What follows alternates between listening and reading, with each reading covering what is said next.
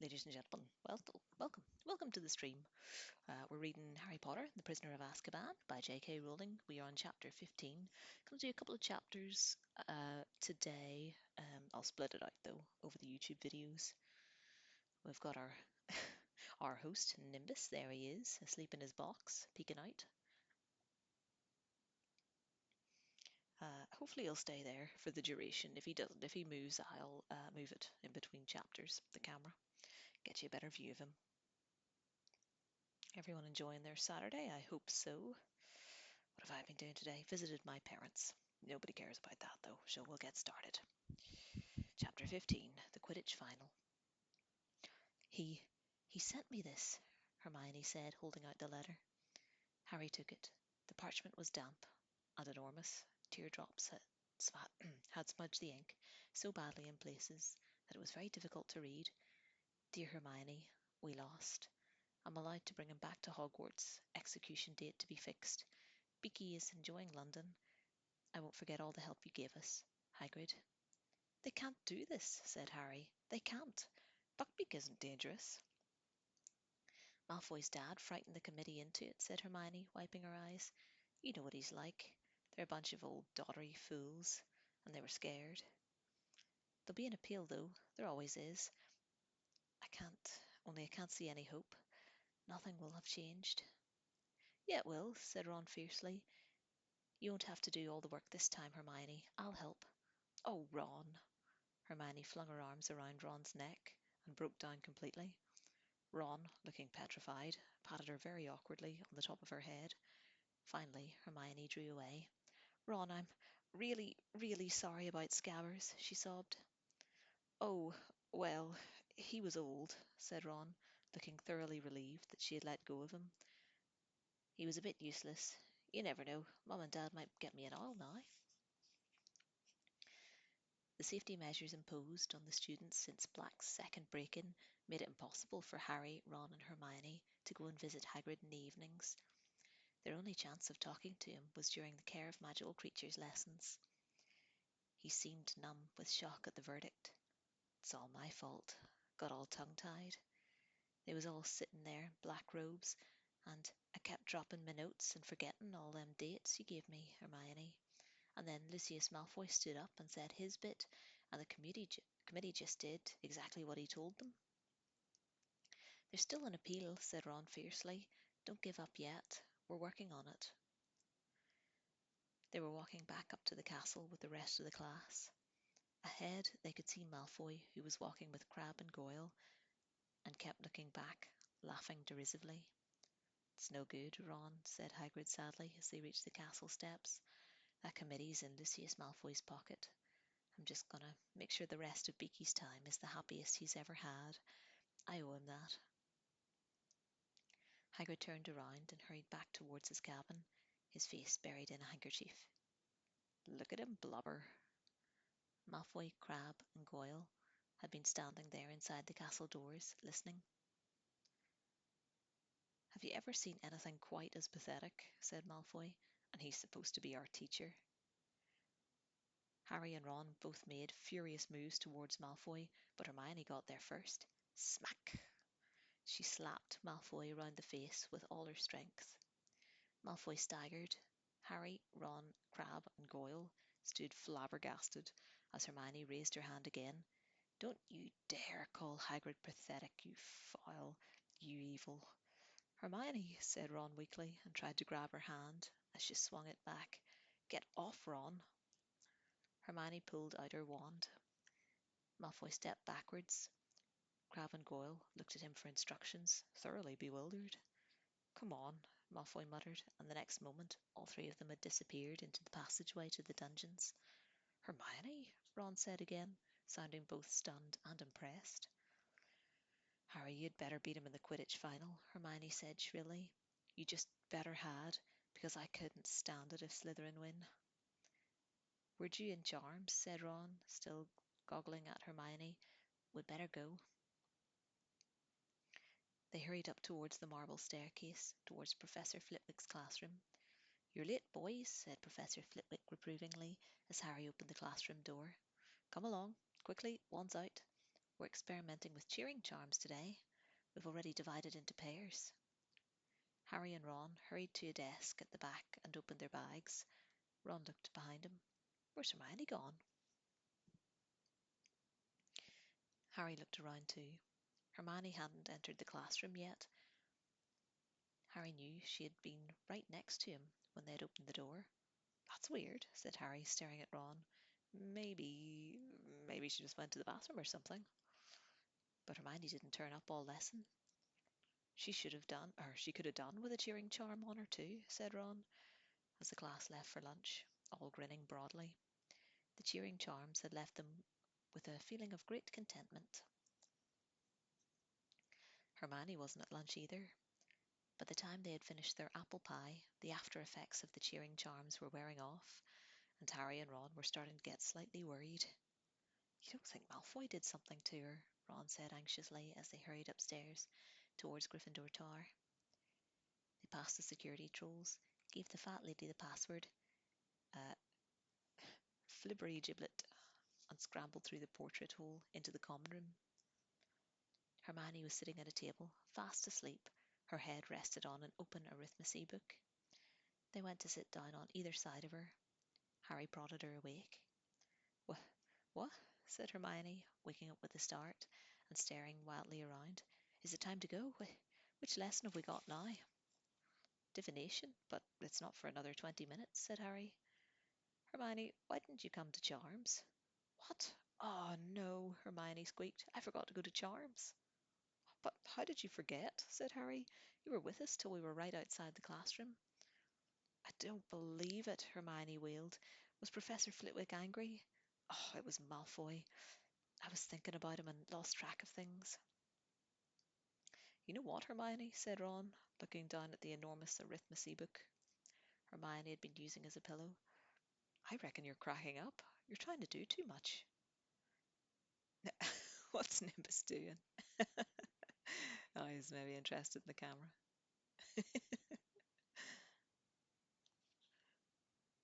uh, Hermione joined them at the foot of the ladder to Professor Trelawney's classroom 20 minutes later, looking extremely harassed. I can't believe I've missed cheering charms, and I bet they come up in our exams. Professor Flitwick hinted they might. Together they climbed the ladder to the dim, stifling tower room. Glowing on every little table was a crystal ball full of pearly white mist. Harry, Ron, and Hermione sat down together at the same rickety table. I thought we weren't sharing crystal balls or starting crystal balls until next term, Ron muttered, casting a wary eye around for Professor Trelawney in case she was lurking nearby. Oh, don't complain. This means we've finished palmistry, Harry muttered back. I was getting sick of her flinching every time she looked at my hands. Good day to you, said a familiar, misty voice, and Professor Trelawney made her usual dramatic entrance out of the shadows. Bavarti and Lavender quivered with excitement, their faces lit by the milky glow of their crystal ball. I've decided to introduce the crystal ball a little earlier than I had planned, said Professor Trelawney, seating herself with her back to the fire, gazing around. The fates have informed me that your examination in June will concern the orb, and I am anxious to give you sufficient practice. Hermione snorted. Well, honestly, the fates have informed her. Who sets the exam? She does. What an amazing prediction, she said, not troubling to keep her voice low. It was hard to tell whether Professor Trelawney had heard them, as her face was hidden in shadow. She continued, however, as though she had not. Crystal gazing is a particularly refined art, she said dreamily. I do not expect any of you to see when you first peer into the orb's infinite depths. We shall start by practicing relaxing the conscious mind and external eyes. Ron began to snigger uncontrollably and had to stuff his fist in his mouth to stifle the noise, so as to clear the inner eye and the superconscious. Perhaps, if we are lucky, some of you will see before the end of class.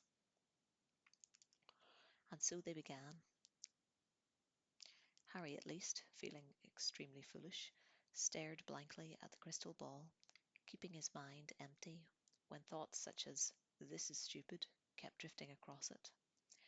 It didn't help that Ron kept breaking into silent giggles and Hermione kept tutting.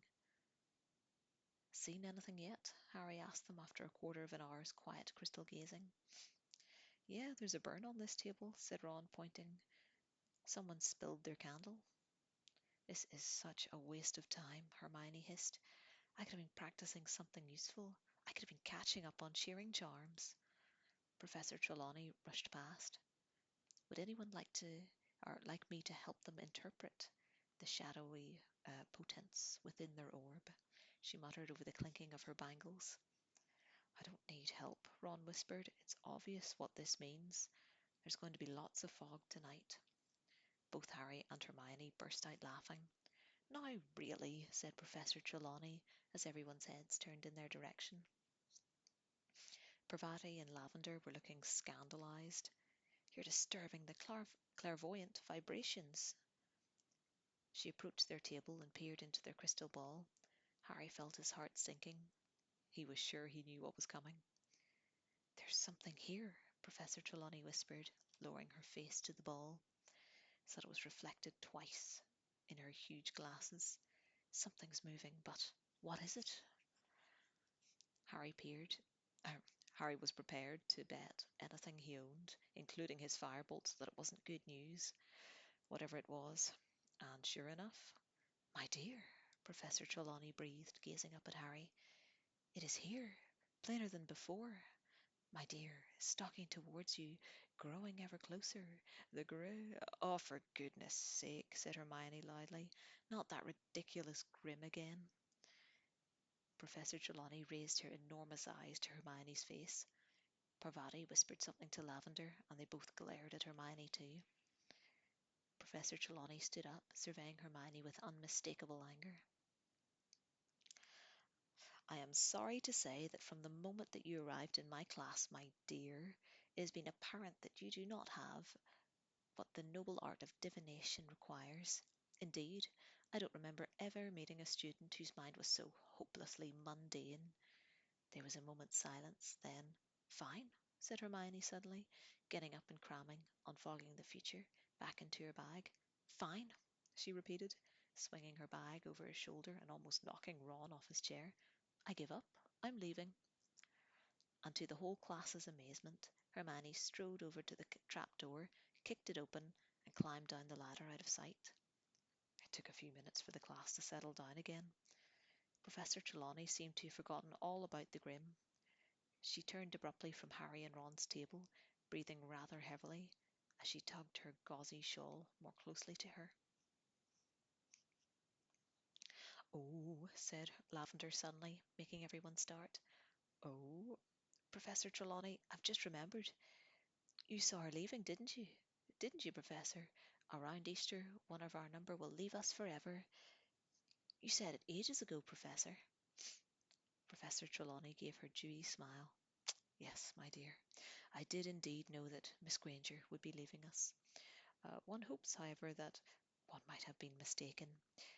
The signs, the inner eye, can be such a burden, you know." Lavender and Parvati looked deeply impressed, and moved ever over so that Professor Trelawney could join their table instead. "Some day Hermione's having, eh?" Ron said. "Oh, is that my camera's fallen off? Tell you what, I'll fix it quickly, will we? Right, 2 seconds, I'll be back."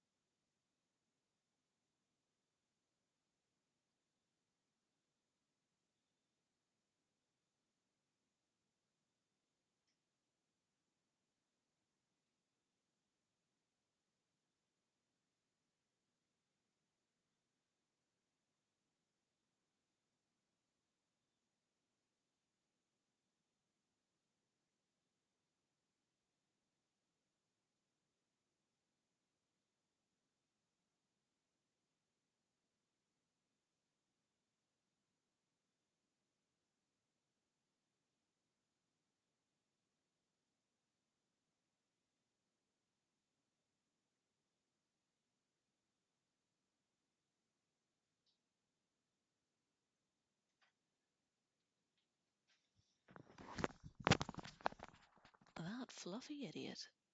What he was doing was he was going to investigate it, and he must have, with his nose or something, hit the screen and it turned it around the other way so the camera was looking out the back at the covered bit.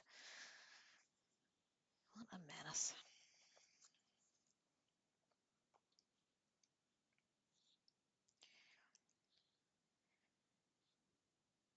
Someday Hermione's having, eh? Ron muttered to Harry, looking odd. Yeah. Harry glanced into the crystal ball, but saw nothing but swirling white mist. Had Professor Trelawney really seen the Grim again? Would he? The last thing he needed was another near-fatal accident, with a Quidditch final drawing ever nearer. The Easter holidays were not exactly relaxing. The third years had the third years had never had so much homework. Neville Longbottom seemed close to a nervous collapse, and he wasn't the only one. Call this a holiday? Seamus Finnegan roared at the common room one afternoon. The exams are ages away. What are they playing at? But nobody had so much to do as Hermione. Even without divination, she was taking more subjects than anyone else. She was usually last to leave the common room at night, first to arrive in the library at the morning. She had shadows like Lupin under her eyes and seemed constantly close to tears. Ron had taken over responsibility for Buckbeak's appeal. When he wasn't doing his own work, he was poring over enormously thick volumes with names like The Handbook of Hippogriff's Psychology and Foul or Foul and A Study of Hippogriff Brutality. He was so absorbed, he even forgot to be horrible to Crookshanks. Harry, meanwhile, had to fit in his homework around Quidditch practice every day, not to mention endless discussions of tactics with Wood. The Gryffindor-Slytherin match would take place on the first Saturday after the Easter holidays. Slytherin were leading the tournament by exactly 200 points. This meant, as Wood constantly reminded the team, that they needed to win the match by more than that amount to win the cup. It also meant that the burden of winning fell largely on Harry, because capturing the snitch was worth 150 points. So you must only catch it if we're more than 50 points up, Wood told Harry constantly. Only if we're more than 50 points up, Harry, or we win the match but lose the cup. You got that, haven't you? You must only catch the snitch if we're... I know, Oliver, Harry yelled. The whole of Gryffindor House was obsessed with the upcoming match.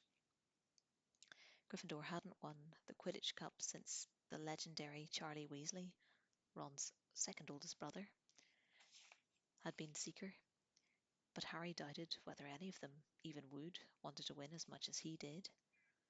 The enmity between Harry and Malfoy was at its highest point ever. Malfoy was still smarting about the mud-throwing incident in Hogsmeade, and even more furious that Harry had somehow wormed his way out of punishment. Harry hadn't forgotten Malfoy's attempt to sabotage him in the match against Ravenclaw, but it was the matter of Buckbeak that made him the most determined to beat Malfoy in front of the entire school. Never, in anyone's memory, had a match approached in such a highly charged atmosphere. By the time the holidays were over, tension between the two teams and their houses was at breaking point. A number of small scuffles broke out in the corridors, Cauldron contaminating in a nasty incident in which a Gryffindor fourth year and a Slytherin sixth year ended up in the hospital wing with leaks sprouting out of their ears. Harry was having a particularly bad time of it. He couldn't walk to class without Slytherins sticking out their legs and trying to trip him up. Crabbe and Goyle kept popping up whenever he went, or wherever he went, and slouched away looking disappointed when they saw him surrounded by people. Wood had given instructions that Harry should be accompanied everywhere in case the Slytherins tried to put him out of action. The whole of Gryffindor House had taken up this challenge enthusiastically, so that it was impossible for Harry to get to classes on time because he was surrounded by a vast, chattering crowd. Harry was more concerned for his firebolt's safety than his own. When he wasn't flying it, he locked it securely in his trunk and frequently dashed back up to the Gryffindor Tower at break times to check it was still there. All usual pursuits were abandoned in the Gryffindor common room the night before the match. Even Hermione had put down her books. I can't work, I can't concentrate, she said nervously. There was a great deal of noise. Fred and George Weasley were dealing with the pressure by being louder and more exuberant than ever. Oliver Wood was crouched over a model of a Quidditch pitch in the corner, prodding little figures across it with his wand and muttering to himself. Angela, Alicia, and Katie were laughing at Fred and George's jokes. Harry was sitting with Ron and Hermione, moving from the centre of things, trying not to think about the next day, because every time he did, he had a horrible sensation that something very large was trying to get out of his stomach. You're going to be fine, Hermione told him, although she looked positively terrified. You've got a firebolt, said Ron. Yeah, said Harry, his stomach writhing. It came as a relief then, when Wood suddenly stood up and yelled, Team, bed. Harry slept badly. First he dreamed he'd overslept and that Wood was yelling, Where are you? We had to use Neville instead. Then he dreamed that Malfoy and the rest of the Slytherin team arrived for the match riding dragons.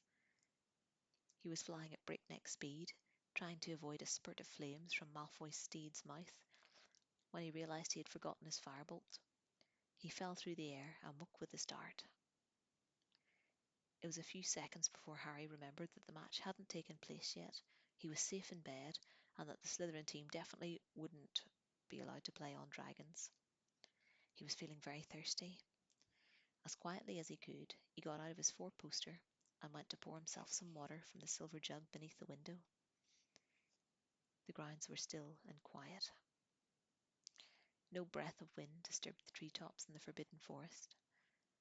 The whomping willow was motionless and innocent-looking. It looked as though conditions for the match would be perfect. Harry set down his goblet and was about to turn back to his bed when something caught his eye. An animal of some kind was prowling across the silvery lawn.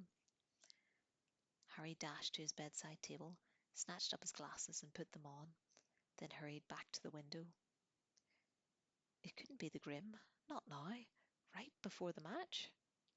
He peered out at the grounds again and, after a minute's frantic searching, spotted it.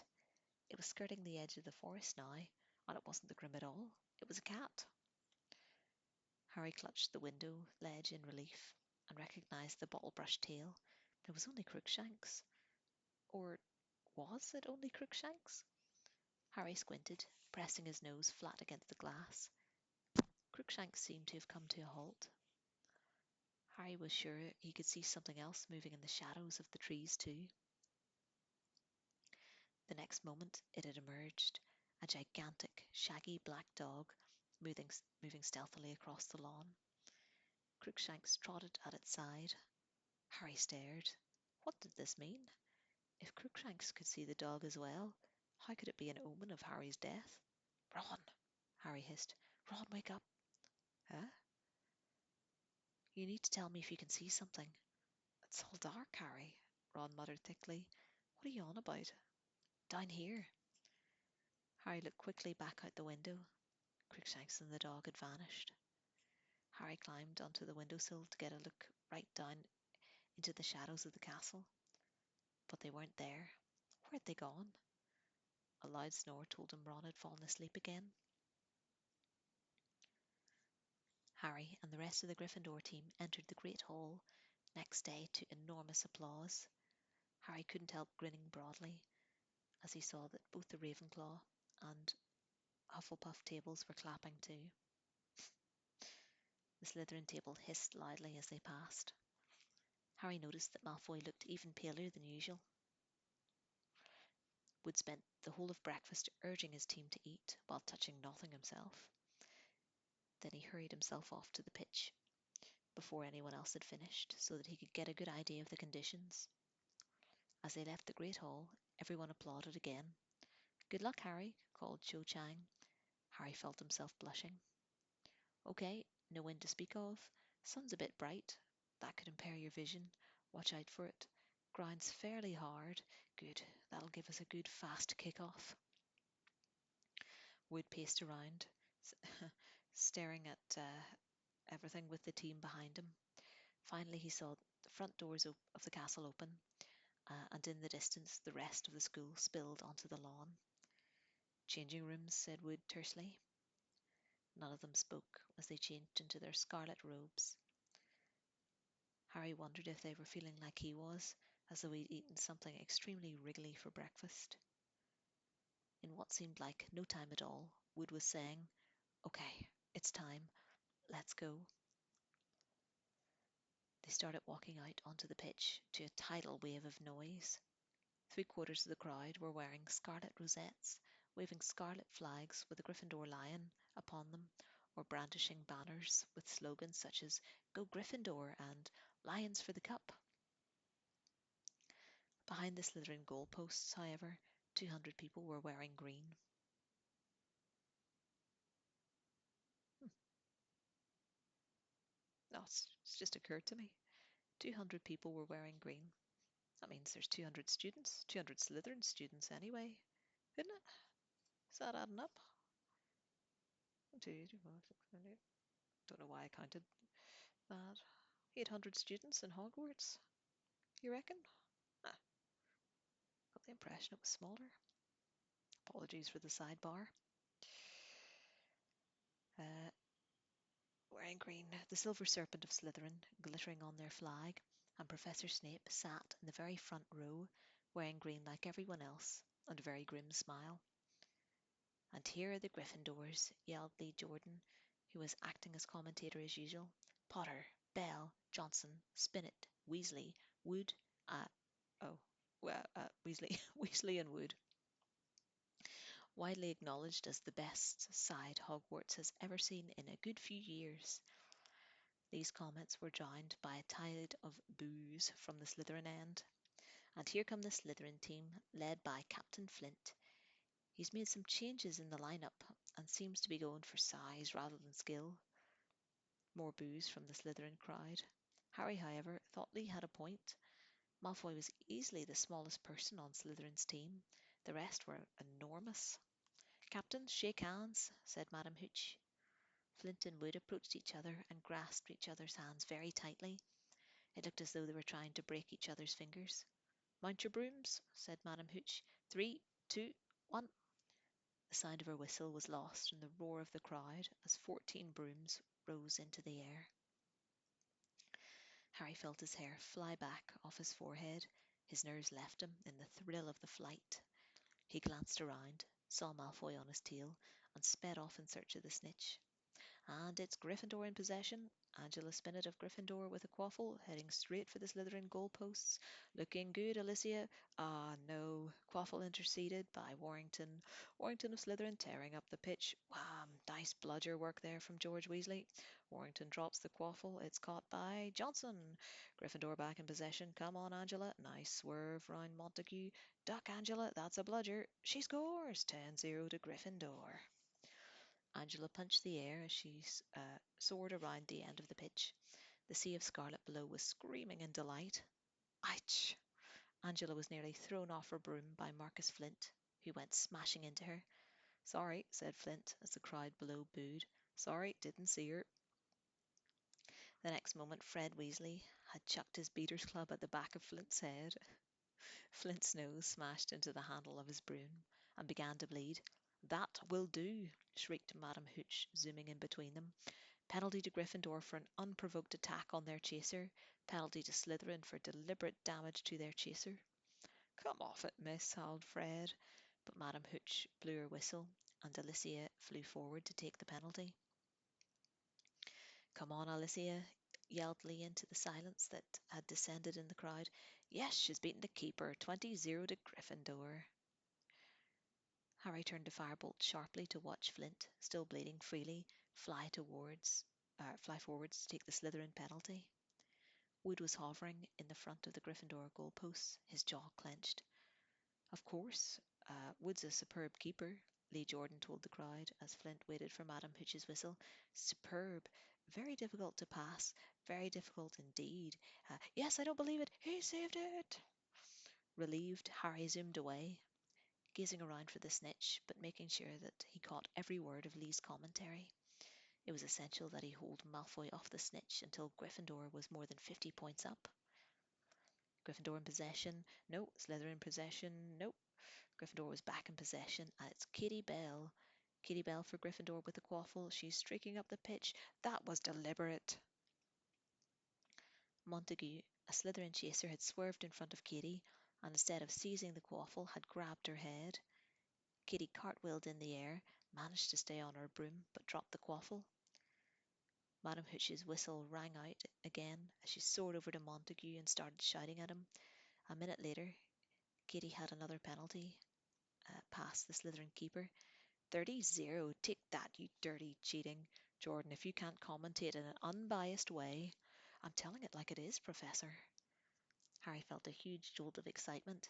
He had seen the snitch. It was shimmering at the foot of one of Gryffindor's goalposts, but he mustn't catch it yet, and if Malfoy saw it. Faking a look of sudden concentration, Harry pulled his firebolt around and sped towards the Slytherin end. It worked. Malfoy went herring after him, clearly thinking Harry had seen the snitch there. Whoosh! One of the bludgers came streaking past Harry's right ear, hit by the gigantic Slytherin beater, Derek. Next moment, whoosh! The second bludger had grazed Harry's elbow. The other beater, Boyle, was closing in. Harry had a fleeting glimpse of Boyle and Derek zooming towards him, clubs raised. He turned the firebolt upwards, and at the last second, Boyle and Derek collided with a sickening crunch. "Aha!" yelled Lee Jordan as the Slytherin beaters lurched away from each other, clutching their heads. "Too bad, boys. You'll need to get up earlier than that to beat a firebolt." And it's Gryffindor in possession again as Johnson takes the quaffle. Flint alongside her. "Poke him in the eye, Angela." That was a joke, Professor, just a joke." "Oh no." Flint in possession. Flint flying towards the Gryffindor goalposts. "Come on now, Wood. Save." But Flint had scored, and there was an eruption of cheers from the Slytherin end, and Lee swore so badly that Professor McGonagall tried to tug the magical microphone away from him. "Sorry, Professor, sorry, won't happen again." So Gryffindor in the lead, 30 points to 10, and Gryffindor in possession. It turned into the dirtiest match Harry had ever played in. Enraged that Gryffindor had taken such an early lead, the Slytherins were rapidly resorting to any means to take the quaffle. Boyle hit Alicia with his club and tried to say he thought she was a bludger. George Weasley elbowed Boyle in the face in retaliation. Madam Hooch awarded both teams penalties, and Wood pulled off another spectacular save, making the score 40-10 to Gryffindor. The snitch had disappeared again. Malfoy was still keeping close to Harry as he soared over the match, looking around for it. Once Gryffindor were 50 points ahead, Katie scored 50-10. Fred and George Weasley were swooping around her, clubs raised in case any of the Slytherins were thinking of revenge. Boyle and Derek took advantage of Fred and George's absence to aim both bludgers at Wood.